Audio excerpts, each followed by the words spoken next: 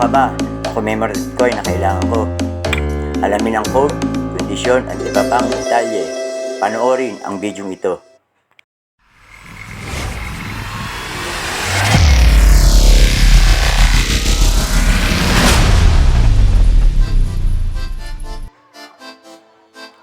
Advance Merry Christmas mga ka-troopers.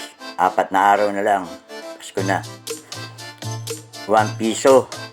Philippine Culture Decade. Ang komposisyon nito ay copper nickel, weight na 9.5 grams, diameter na 28.5 meters at thickness na 1.9 mm. Ito po yung obverse at reverse ng coins na 1 piso. Yan po, yung isang piraso lang po ang aking kailangan, brilliant and circulated po kailangan. At babayaran ko sa halagang 2,800 baht siya. Narito ang instruction para maibenta mo sa akin ang iyong barya. Mga ka-troopers, i-post ninyo ang litrato o video ng inyong mga coins sa RR Coin Troopers /coin. Dapat po ipakita ninyo ang obverse at reverse ng inyong mga barya.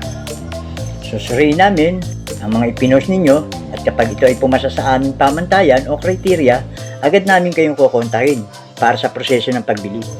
Sinisiguro namin na hindi kayo gagastos at walang magiging hassle on both sides.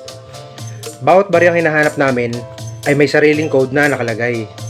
At importante po na i-like ninyo ito sa ipopost ninyong picture upang hindi magkalituhan. Ang ipaprioritize namin ay ang mga sumusunod sa proseso. At narito po ang code para sa baryang kailangan namin. RR 128901.